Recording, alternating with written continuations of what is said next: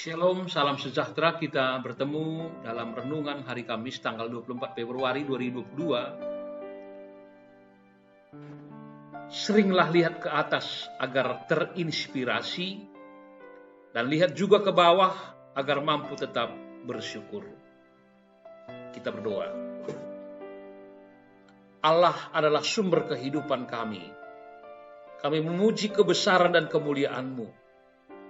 Dan biarlah perjalanan hidup kami tetap dipimpin oleh Roh Allah, sehingga hidup kami menjadi hidup yang berkemenangan.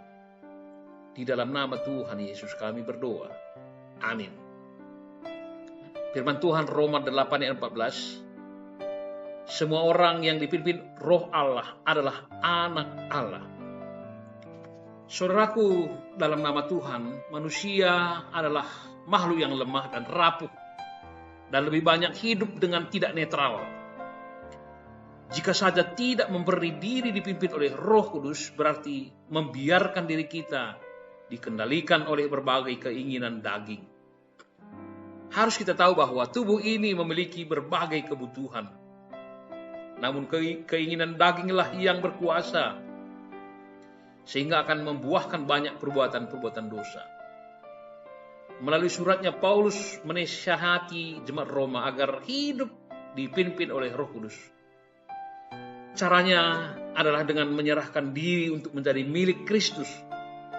Hal ini berarti mau menyangkal diri, mau mengalahkan hawa nafsu, dan berfokus pada persekutuan dengan Roh itu sendiri.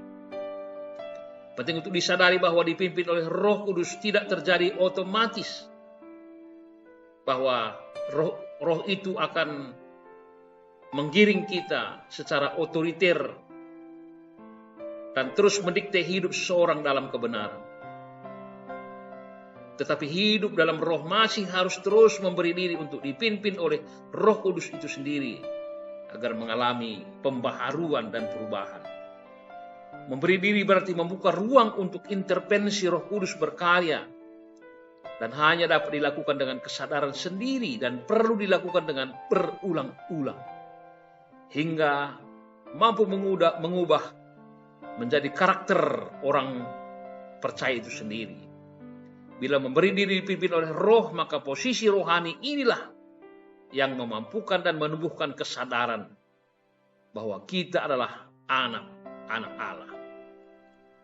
Saudaraku, terkadang sebagai manusia, di saat kita tersesat di tengah hutan permasalahan, terkadang tidak mengerti berakhir di mana. Ada kekalutan, ada ketakutan, dan yang akan dirasakan ialah sesuatu yang tidak pasti. Itu adalah manusiawi. Tetapi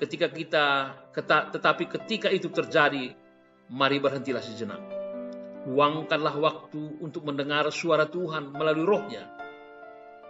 Maka sangatlah penting menyerahkan diri terus dipimpin oleh Roh Kudus dalam setiap saat. Hal ini jelas tidak mudah, karena setiap saat kita harus bergumul, dan terus bergumul. Tentu jauh lebih mudah menjalani pergumulan yang memiliki rentang waktu tertentu ketimbang harus menjalaninya secara terus-menerus sepanjang hidup. Karena itu teruslah mengejar untuk tenggelam dalam hadirat-Nya, untuk mengerjakan tugas-tugas yang Tuhan berikan untuk kita selesaikan. Maka kita akan mendapati bahwa kita sedang bekerja dengan hati yang suci dan penuh dengan damai sejahtera. Jika kita telah melakukan ini, maka kita akan melihat buahnya, yaitu Allah dapat berbuat banyak, dan mengubah hidup orang lain melalui kesaksian iman kita.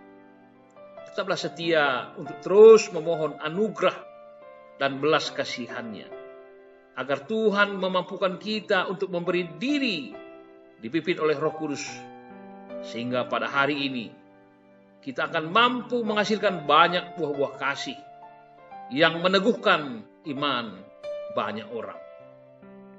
Tuhan tetap menyertai dan memberkati kehidupan kita. Amin. Nyanyian pujian kita, mengalirlah Roh Kudus.